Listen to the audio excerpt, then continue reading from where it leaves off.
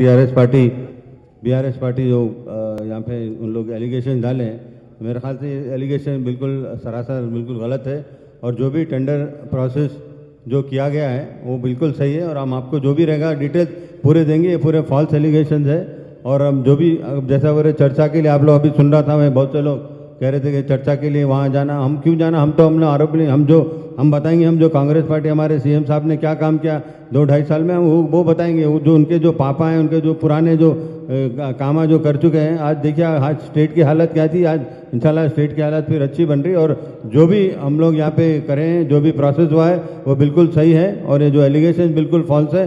अगर किसी को भी अगर आके अगर आना है तो असेंबली में आए, और हमारे केसीआर साहब भी आना चाहिए, क्योंकि देखिए हार जीत तो सबकी लगी हुई रही थी, आज हम लोग का पावर में है, तो इसका मतलब ये नहीं कि आप आ रहे ही नहीं, एक बार भी नहीं आते। अब असेंबली में तो आना चाहिए, इतने बड़े लीडर है। आप बोल रहे तेलंगाना आप लोग ने लेके आया, ठीक है, अब 14 10 साल आप पूरा तेलंगाना की रियासत में आप अपने पावर में थे, बट लेकिन अब आज पावर में नहीं है, तो अब आगे आप भी आना चाहिए ना इसमें। तो क्यों आप आ रहे ही नहीं असेंबली में, तो ना कोई आ रहे ना गा रहे, खाली अभी जो समझ में आप बोलते जाएंगे, तो ये बिल्कुल गलत है। क्योंकि मैं समझता हूँ कि हम लोग इसका बिल्कुल खड़ा जवाब देंगे, और मैं ख्याल में पूनम प्रभाकर साहब भी बात करेंगे, अडलूरी साहब भी बात करेंगे, नागेंद्र साहब भी बात करेंगे, तो आपको पूरा बताएंगे। मेरे हिसाब से बिल्कुल सरासर गलत है, और बिल्कुल हमारे जो सीएम साहब ने जो काम कर रहे हैं वो बिल्कुल अच्छी तरह से कर रहे हैं, और एकदम बिल्कुल फॉरवर्ड थिंकिंग है। उन्होंने आने के बाद में आप देखिए तेलंगाना का नाम बहुत बड़ा आगे जा रहा है, पूरे वर्ल्ड में पहचाना जा रहा है। पहले तेलंगाना में आपके मिनिस्टर खाली बाहर जाते थे, बट कुछ आता नहीं था। आज सीएम जा रहे, बाहर जा रहे,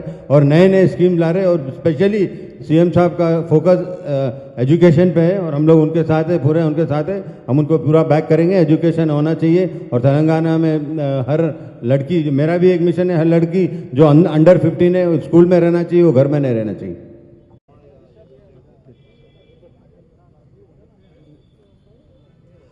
గౌరవ సహచార మంత్రివర్యులు పెద్దలు పొన్నం ప్రభాకర్ గౌడ్ గారు, అజారుద్దీన్ గారు, మా అన్న అందరికీ పెద్దన్నగా ఉండి ఈ హైదరాబాద్ మహానగరంలో గౌరవ శాసనసభ్యులు మాజీ మంత్రి దానం నాగేంద్రన్న గారు, మా అనిల్ కుమార్ యాదవ్ గారు, చాలామంది మా కాంగ్రెస్ పార్టీ శ్రేణులందరూ కూడా ఇక్కడికి తెలంగాణ కోసం ఉద్యమం చేసినటువంటి మహనీయుల యొక్క గన్ పార్క్ దగ్గర ఎందుకు వచ్చినాం అంటే,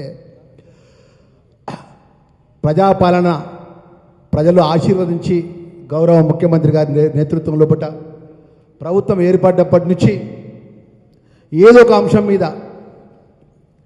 ఆరోపణలు చేయడం, చర్చ అనడం, చర్చకు సిద్ధమానడం, పారిపోవడం వాళ్ళ నైజం. దానిలో భాగంగా మాజీ మంత్రి హరీష్ రావు ఆయన యొక్క భజన టీం అంతా కలిసి గత కొన్ని నెలల క్రితం, కొన్ని రోజుల క్రితం ఎస్సీ గురుకులాల లోపల ఎస్సీ వెల్ఫేర్ కానీ, ఎస్టీ వెల్ఫేర్ కానీ, బీసీ వెల్ఫేర్ కానీ, మైనార్టీ పిల్లల యొక్క యూనిఫామ్స్, షూజు, బుక్స్, వారికి సంబంధించిన అనేక అంశాల లోపల ఈ రాష్ట్ర ప్రభుత్వం ఈ వెల్ఫేర్ గురుకులాల అవినీతి జరిగింది. సుమారు 2,000 కోట్ల రూపాయల అవినీతి జరిగింది. చర్చకు సిద్ధమని చెప్పి ప్రకటన చేసిండు మాజీ మంత్రి హరీష్ రావు. ఆయన భజన పనులు కూడా ప్రకటన చేసిండు. ఒకరు 2,000 కోట్లు అన్నారు, తెల్లారు వాళ్ళు 3,000 కోట్లు అన్నారు. మరి సోషల్ వెల్ఫేర్ మినిస్టర్గా నేను కానీ, మా ప్రభాకర్ అన్న బీసీ వెల్ఫేర్ మినిస్టర్గా, మైనార్టీ మినిస్టర్గా ఆ సెంట్రల్ ప్రొక్యూర్కి సంబంధించిన అంశం లోపల మేము ఆ ఫైల్ మీద సంతకం పెట్టినటువంటి బాధ్యత గల మంత్రులుగా ఎక్కడ కూడా ఎలాంటి పొరపాటు జరగకుండా 680 కోట్ల రూపాయల టెండర్ వాల్యూ యొక్క వాల్యూను టెండర్ పిలవడం జరిగింది.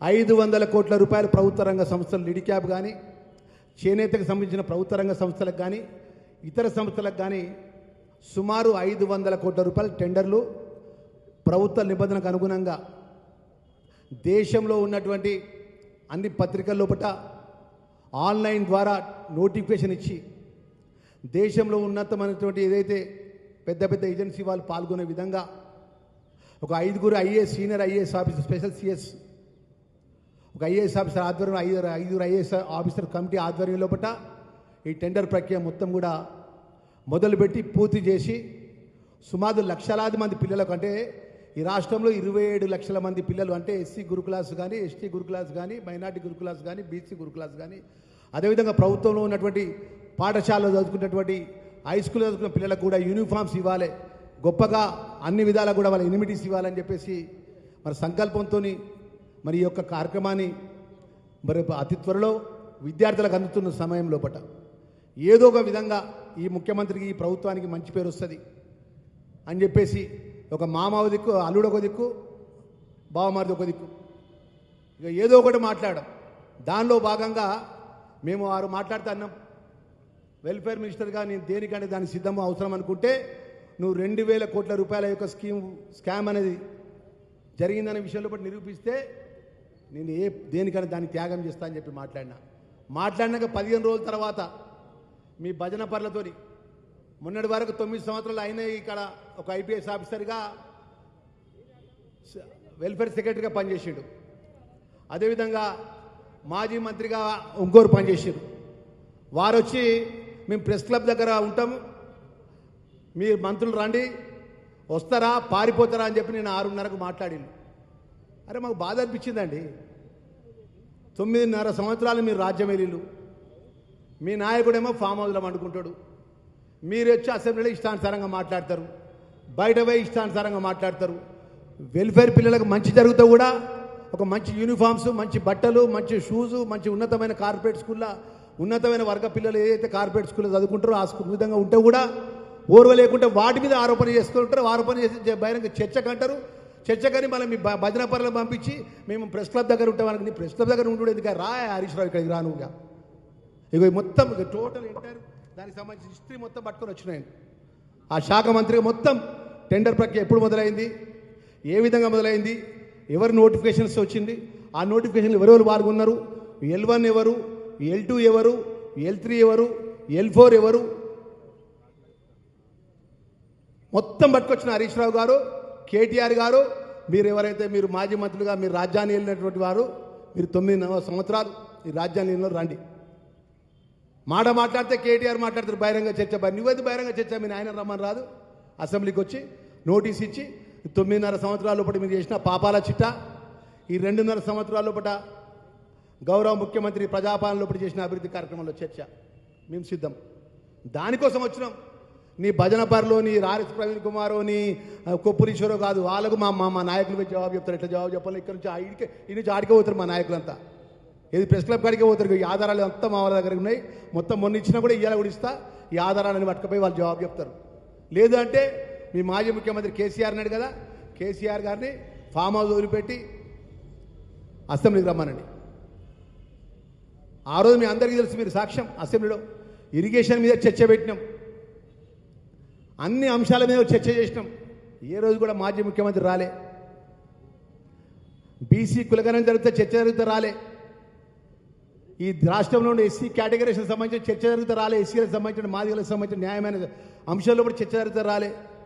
ఏ చర్చలో కూడా మాజీ ముఖ్యమంత్రి కేసీఆర్ పాల్గొనలే.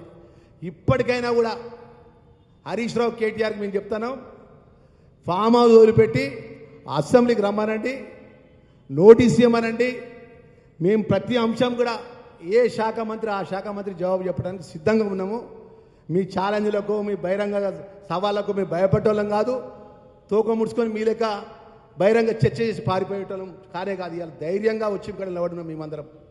ఒక ఎస్సీ మినిస్టర్గా, ఒక బీసీ మినిస్టర్గా, మా మైనార్టీ మినిస్టర్గా, మా ఎమ్మెల్యేలు గౌరవ దాన నాగేంద్ర కానీ, మా అనిల్ యాదవ్ ఎంపీ గారు కానీ, మా కాంగ్రెస్ పార్టీ శ్రేణులందరం కూడా ఇలా మీడియా ముందు చెంది నిలబడ్డామంటే ఇలా పూర్తి ఆధారాలు, నువ్వు 2,000 కోట్ల రూపాయల పాపాల ఏదో అబద్ధాల పచ్చి అబద్ధాలను నిరూపించడానికి కాయిదాలతో సహా మీ ముందుకు వచ్చి ఇలా మీడియా ముందుకు వచ్చి నిలబడ్డామనే విషయాన్ని కూడా తెలియజేసుకుంటూ, ఎప్పుడు అసెంబ్లీకి వస్తారో, ఎప్పుడు చర్చ చెప్పానో మీ మాజీ ముఖ్యమంత్రిని డే టు టైం వచ్చి ఇక్కడ స్పీకర్కి వచ్చి ప్రకటించమని చెప్పి ఈ సందర్భంగా మేము తెలియజేస్తున్నాం.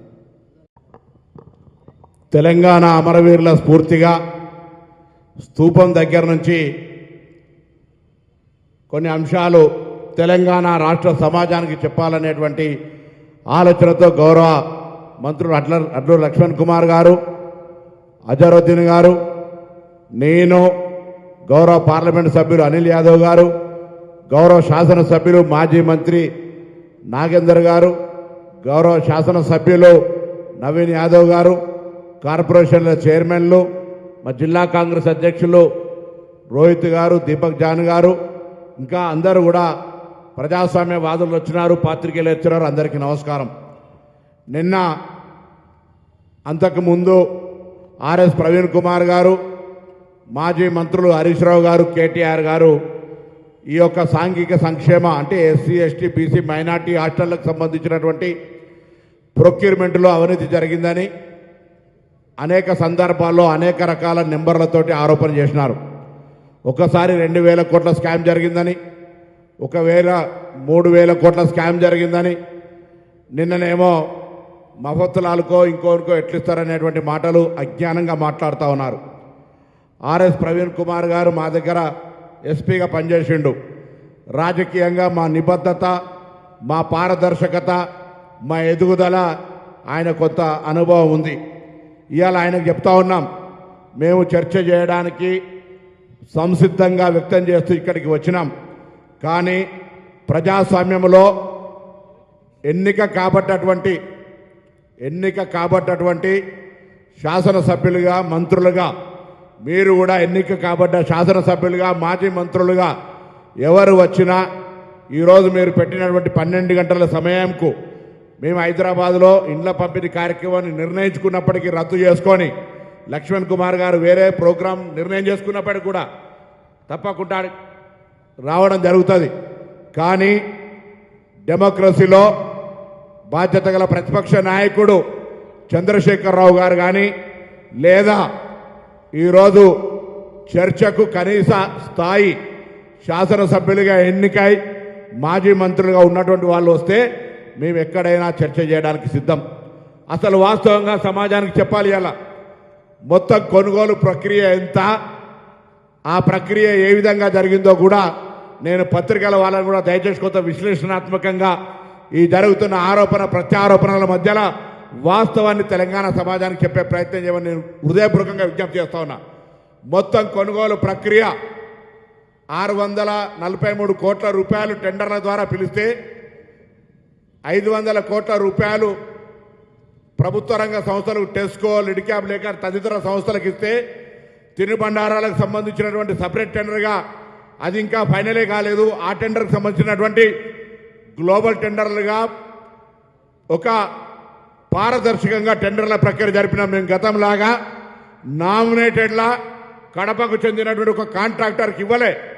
ఇవాళ మంత్రులంగా సెంట్రల్ ప్రొక్యూర్మెంట్ కింద ఒక స్కీమ్గా 4 శాఖలకు సంబంధించి ఒకే గొడుగు కింద ఉండాలి. ఎందుకంటే ఏదైనా కొనుగోలు చేస్తే ఒక శాఖలో ఆనాడు ఉన్నటువంటి మంత్రులుగా 50 రూపాయలకు దొరికే వస్తువును 200కు కొంటే, ఇంకొక శాఖ 300కు కొంటే, ఇంకొక శాఖ 100కు కొన్నటువంటి పరిస్థితి నుంచి పారదర్శకంగా జరగాలనే ఆలోచనతోటి సెంట్రల్ ప్రొక్యూర్మెంట్ కింద తీసుకొని దానికి ఒక సీనియర్ ఐఏఎస్ అధికారిని పెట్టి మంత్రుల పర్యవేక్షణలో వారు ఎస్సీ ఎస్టీ చూస్తారు, వీరు మైనార్టీ చూస్తారు, నేను బీసీ చూస్తాం.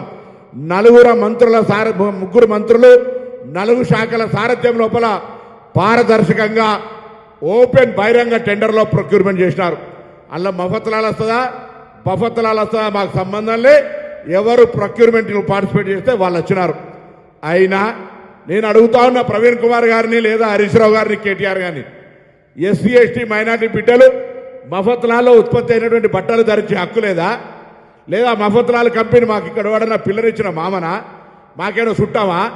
వాడెవడో కంపెనీ ఎక్కడో దేశంలో ఉంటే పోటీ ప్రపంచంలో నాణ్యతకు సంబంధించిన ప్రాధాన్యతలు పెట్టుకొని మా అధికారులు బాంబే దాకా ఇతర ప్రాంతాలకు వెళ్ళి క్వాలిటీని టెస్ట్ చేసి ఇవాళ దానికి సంబంధించిన ప్రక్రియ కొనసాగిస్తుంటే కష్టపడి ఎదిగినటువంటి బలహీన వర్గాల బిడ్డలుగా ఈరోజు ఈ తెలంగాణ ప్రజాపాలన ప్రభుత్వంలో పేరొస్తుంటే ఓర్వలేక ఇటువంటి అసత్యపు ఆరోపణలు చేస్తూ ఉన్నారు.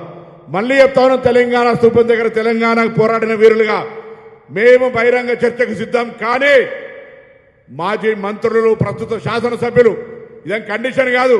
ఆర్ఎస్ ప్రవీణ్ కుమార్ ఐపీఎస్ అధికారి, నీ స్థాయిలో నీవు ఉంచుకోవాలి. ఎవడు వారితో అడిగితే, ఎవడు కోనికిసుక అడిగితే జవాబు చెప్పడానికి మేము రాజ్యాంగంలో ప్రమాణం చేయలే. నేను చేసే చర్చ ప్రజాస్వామికంగా రాజ్యాంగం ప్రమాణం చేసినటువంటి విషయంగా చెప్పేటువంటి పరిస్థితి ఉంటుంది. నేను పత్రికలకు కూడా నేను ఎందుకు చెప్తలే ఈ ప్రక్రియ ఇట్లా జరిగిందని. నువ్వు చర్చకు అడిగినావు, నిజంగా దేవాలయం లాంటి శాసనసభలో చర్చకు రా. నేను బహిరంగంగా మొత్తం చర్చకు సంబంధించినటువంటి అంశం మీద చర్చ చేయడానికి సిద్ధంగా ఉన్నా. కానీ చర్చకు సంబంధించి తప్పకుండా నేను చర్చ చేయడానికి సిద్ధంగా ఉన్న ముగ్గురు మంత్రులంగా మా ప్రభుత్వ పక్షాన అవన్నీ ఏం చెప్పకుండా ప్రెస్ క్లబ్ రమ్మని ప్రెస్ క్లబ్కి వస్తాం. మళ్ళీ చెప్తా ఉన్నాం, నిన్న కూడా చెప్పినాం 10 సార్లు ఇప్పటి వరకు ఆరోపణలు చేస్తూ ఉన్నటువంటి సందర్భంగా మేము ఒకటే మాట చెప్తా ఉన్నాం, మొత్తం కొనుగోలు కూడా పప్పు దినుసులతో సహా అన్ని రకాల వస్తువులు కొంటే కూడా 2,000 కోట్ల రూపాయల టెండర్ కాదు. నువ్వు 2,000 కోట్ల రూపాయల అవినీతి జరిగిందంటావు, 3,000 కోట్ల రూపాయల అవినీతి జరిగిందంటావు. నాలుకనా తాటిమట్టనా? తాటిమట్ట అంటే మా గౌన్లో నారాజు అట్లా కాదు. ఎందుకంటే తాటిమట్ట దేనికైనా వాడతారు, అబద్ధంగా వాడతారు అన్నట్టుగా వాళ్ళు ఉపయోగించుకుంటారని చెప్తా ఉన్నా. ఏందా ఏమైనా కనీసం ఇంగిత జ్ఞానం ఉందా? అరే నువ్వు సోషల్ వెల్ఫేర్లో కొద్ది రోజులు పనిచేసిన అధికారిగా ఏం అవినీతి చేసినావు, ఎంత అవినీతి చేసినావు అన్నీ కూడా మేము ముఖ్యమంత్రి గారిని కూడా ముగ్గురు మంత్రులు లేఖ రాసి గత 10 సంవత్సరాలుగా ప్రొక్యూర్మెంటు, దాని పేమెంటు, దాని అవినీతి మీద విచారణ చేయమని సందర్భంగా డిమాండ్ చేస్తున్నాం. అదే సందర్భంలో మేము 30 నెలలుగా మా శాఖలలో ప్రొక్యూర్మెంట్ ఏమైనా జరిగితే దానికి సంబంధించి కూడా విచారణకు పర్వాలే, మాకే అభ్యంతరంలే. కానీ బట్టగాల్సి మీద వారేసి కష్టపడి యువజన కాంగ్రెస్ ఎన్ఏసీ నుంచి ఎదిగిన లక్ష్మణ్ కుమార్ గారు ఇలా పద్మశ్రీ అవార్డు గ్రహీత, ఈ దేశంలో అత్యున్నతంగా ఇచ్చే పద్మశ్రీ అవార్డు గ్రహీత, భారత కెప్టెన్, ఇటీవలనే మంత్రిగా తీసుకున్నటువంటి అధిరోధిని గారిని విద్యార్థి రాజకీయాల నుంచి నేను చెప్తాను. అందుకే ప్రవీణ్ కుమార్ మా దగ్గర ఎస్పీ పనిచేసినప్పుడు మా నిబద్ధత తెలుసు, మా పోరాటం తెలుసు. వట్టిగానే గెలికి పుచ్చుకొని అనవసరంగా ఇబ్బంది పడద్దని చెప్తా ఉన్నా. కేటీఆర్ గారు కూడా మా శాసనసభ్యుడు, మీకు కూడా తెలుసు సోదరా, అనవసరంగా ఎవడు ఏదో సమాచారం ఇస్తే గతంలో 10 ఏళ్ళు చేసిన కాంట్రాక్టరు ఆ నోటికాడి కూడు వేయిందని, అక్రమ సంపాదన వేయిందని తప్పుడు సమాచారం చేయవలసి మాట్లాడకండి. మీరు విచారణ తెలుసుకోండి, లేదా బహిరంగంగా తాడు బొంగురం లేని మీ ప్రవీణ్ కుమార్ చెప్పండి, మేము ఏమైనా చేసినామో ఆ పేపర్లు బయట పెట్టమనండి. నా దగ్గర పేపర్లు మొత్తం రికార్డు తీసుకొచ్చినాం, కానీ ప్రెస్ ముందట్లో లేదా తాడు బొంగురం లేని వాళ్ళ ముంగడం మేము చెప్పాం. అయితే శాసనసభకు ప్రాతినిధ్యం వహిస్తున్న ఎమ్మెల్యేలుగా, మాజీ మంత్రులుగా ఒక చట్టసభల పట్ల గౌరవం ఉంటుంది, వాళ్ళ ముందర చర్చ చేయడానికి సిద్ధం. లేదా చట్టసభలో చర్చ చేస్తా ఉన్నాం, ఆ దానికి సిద్ధమైతే మేము సిద్ధం. మేము ఎక్కడా పెడతా ఉన్నాడు ఏదో మేము తప్పించుకొని, అరే ఇది జంక్షన్, తెలంగాణ స్ఫూర్తికి జంక్షన్, ఇది మేము రెడీగా ఉన్నాం. మేము మా పార్టీ కార్యాలయంలో కూర్చొని రమ్మంటారు, లేదా కాంగ్రెస్ లెజిస్లేటర్ పార్టీ కార్యాలయంలో కూర్చోలే. This is a public place. మేము ప్రెస్ క్లబ్ కూడా రావడానికి సిద్ధంగా ఉన్నాం, కానీ ఎవరితోటి పడితే ఆయనతో చర్చకు సిద్ధం లేము. ఎవరికి పడితే ఆయనకు జవాబు చెప్పడానికి రాజ్యాంగం మీద ప్రమాణం చేయలే. నాకు తెలిసిన, నాకున్న సమాచారాన్ని ఎవరితో పడితే ఆయనతో షేర్ చేసుకోవద్దని ప్రమాణం చేసిన శాసనసభ్యులతోటి, మాజీ మంత్రులుగా ఉన్నటువంటి ప్రస్తుత శాసనసభ్యులతోటి శాసనసభలో కానీ ఎక్కడైనా చర్చ చేయడానికి సిద్ధం. ఇది న్యాయమా కాదా మీరే ఆలోచన చేయండి. అదేవిధంగా నేను మరొక్కసారి కోరుతా ఉన్నా, పాత్రికేయులందరినీ ఆయన దగ్గర ఉన్న ఆధారాలు ఉంటే చూపెట్టమనండి, లేదా ఈ యొక్క ఆరోపణలు మొత్తం కొనుగోలుకు సంబంధించినటువంటి మొత్తం సంఖ్య నెంబర్ 2,000 కోట్ల, 5,000 కోట్ల, 10,000 కోట్ల మేము తప్పు చెప్తే ఆయన కరెక్షన్ చేసి చూపెట్టమనండి.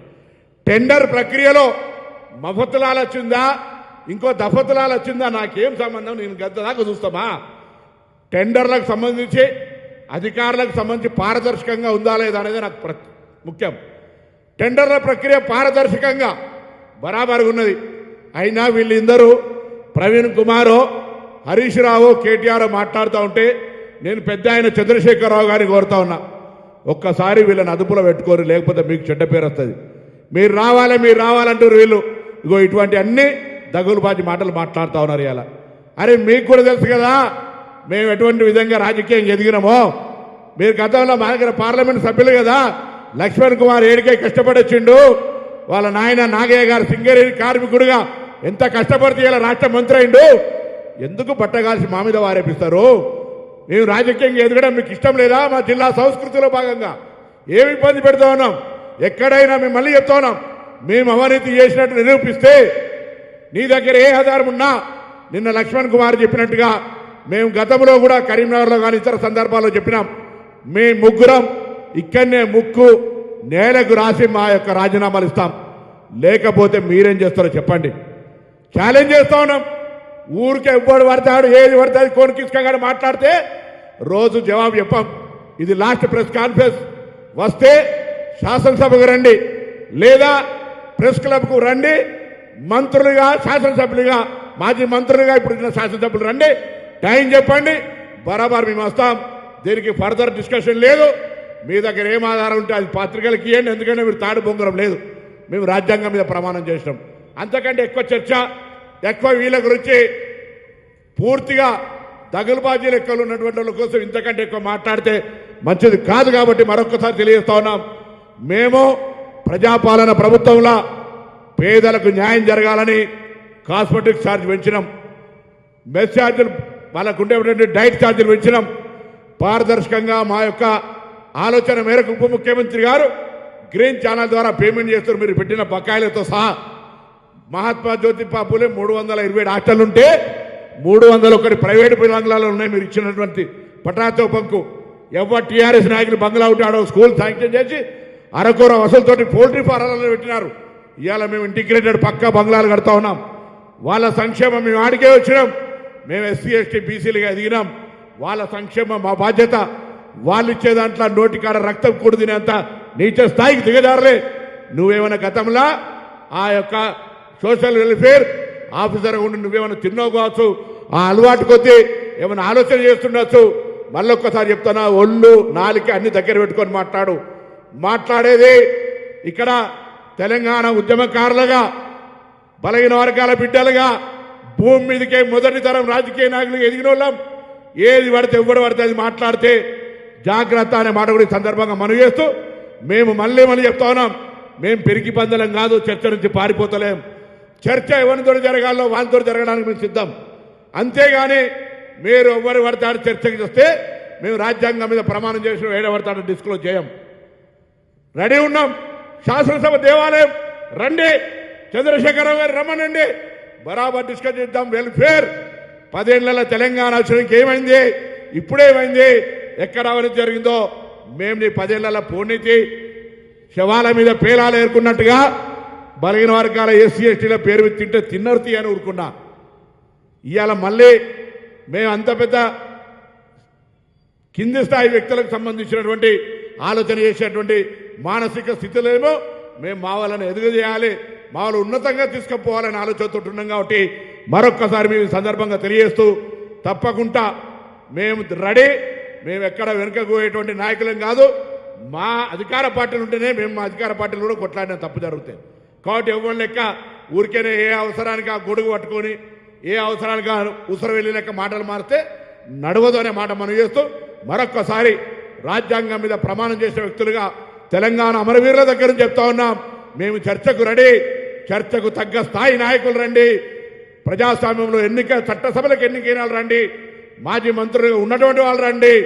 మేము చర్చకు సిద్ధం. లేదా ప్రజాస్వామ్యానికి దేవాలయమైన శాసనసభకు రమ్మని కోరుతూ అందరు నమస్కారం చెప్తూ ఊరికే దయచేసి విలేకరులు కూడా వాడు ఏదో మాట్లాడంగానే పెద్ద బ్లండర్ బ్లాస్ట్ అయినట్టు, అరే ఆధారాలు ఇవ్వమనండి, నేను చెప్తున్నా, నేను ఆధారాలు ఇస్తా, రమ్మనండి. బాధ్యత కలిగిన వాళ్ళను, బాధ్యత గల అధికారంలో ఉన్నా బరాబర్ ఇస్తా. వాళ్ళు ఏది పడితే అది మాట్లాడితే, ఎవడు పడితే అది మాట్లాడితే మళ్ళీ చెప్తా ఉన్నా, ప్రవీణ్ కుమార్ గారు, you know my integrity, please mind your tongue. నీ నాలుక దగ్గర పెట్టుకోమని చెప్తా ఉన్నా ఈ సందర్భంగా.